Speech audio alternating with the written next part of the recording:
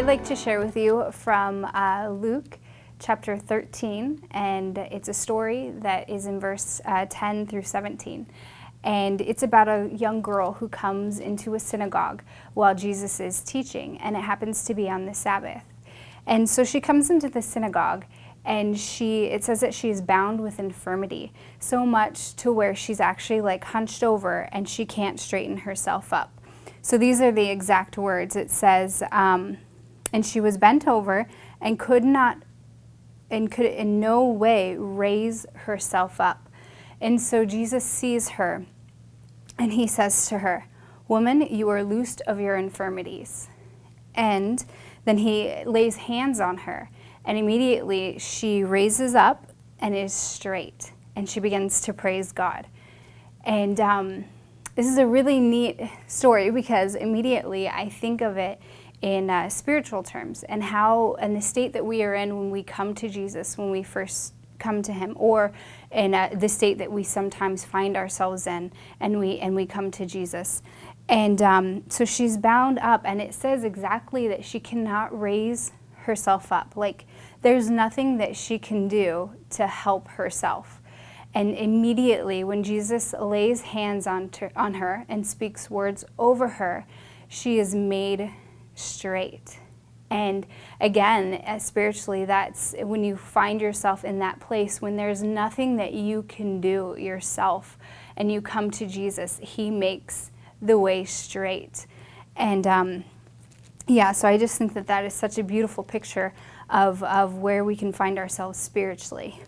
And so in the story, she begins to praise God, and then immediately the ruler of the synagogue comes over and he says to them, "You cannot be healed on the Sabbath. There are 6 days, 6 working days, and the sick can come into the synagogue then and be healed. But today is the Sabbath. It's a day for rest." And Jesus immediately turns to him and says, "You hypocrite, which one of you would not unloose his oxen or cattle in order for them to drink water on the Sabbath?" He says, "So ought not this woman, being a daughter of Abraham, whom Satan has bound, think of it, for 18 years, be loosed from this bond on the Sabbath?" And then it says immediately that all of his adversaries were put to shame, because Jesus pretty much just calls out the worth of this daughter of Abraham and versus the worth of someone's cattle. And he says, her value is so much more. How can I not set her free or have her bonds be loosed? And so in this part, I believe that it's just showing the heart of God. And, you know, there's so many times that Jesus healed people and set people free, like so many that we can't even count. And there's only a few that are actually recorded and put in the Bible.